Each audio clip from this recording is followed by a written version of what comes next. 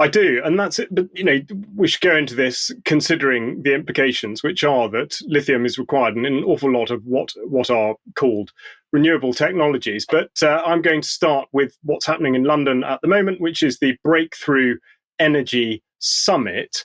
And that, of course, is going to focus on all sorts of renewable technology. It may not surprise you to learn that Bill Gates happens to be the founder of Breakthrough Energy. So he's managed to come over here for this summit. But it's worth pointing out that a couple of weeks previously, he put a message on X saying that I've been waiting for this day for nearly 20 years. Today, we broke ground on the first ever natrium plant in Kemmerer, Wyoming.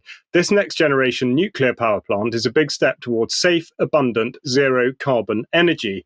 So what we're going to look at is effectively what you're able to do with enough money and control to be able to shape policy in order to stimulate demand and then make money from the results. And Bill Gates also has an enterprise, conveniently enough, which is just referred to in Wyoming, called Terrapower, which is addressing surging global energy demand and preserving a sustainable future with the precise balance between renewable and nuclear energy. Now, this is not the first time it's been mentioned by UK column. Debbie Evans had this in her blog back in May 2023.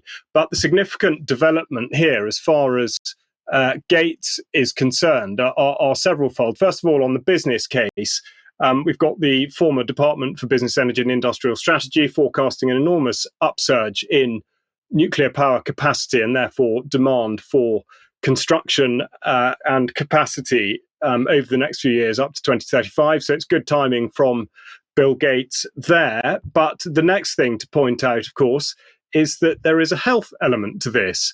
And Terrapower has Terrapower Isotopes, which is what they're describing as nuclear innovation to advance new cancer treatments. And again, Debbie, and on UK Column, we've spoken a lot about the massive push towards diagnostics, testing, and therefore treatments for cancer. So they're saying that there's a scarce global supply of actinium-225, an isotopic material in which they'll be able to, or with which they'll be able to support pharmaceutical companies' cancer research and development efforts. And just to cement that, they say that TerraPower and PanTerra, a lot of terror, announced strategic collaboration to accelerate across actinium-225.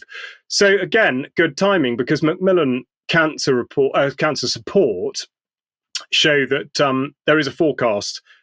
Admittedly, this does correlate very strongly with the rollout of new pharmaceutical products from the end of 2020 up to the present day. But also interesting, we see the drop-off of diagnoses, but a relatively flat line for death. So again, in terms of marketing, what Gates has to is being able to, in effect, by testing, sell a product based on a test result, as opposed to anybody necessarily being as ill as they might appear to be from the test.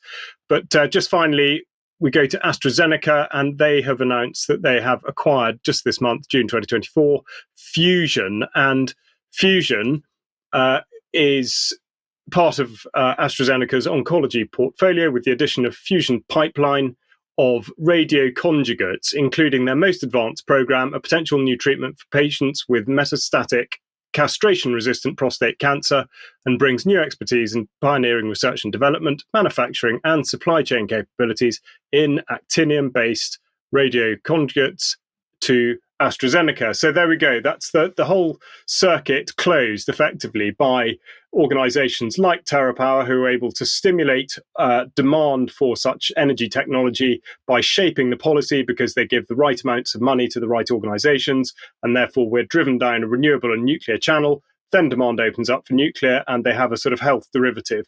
So it's very well sewn up, and it'd be very interesting to see what the health service does on the cancer diagnostics and testing and indeed treatments as a result of this. Yeah, thank you. Thank you, Charles.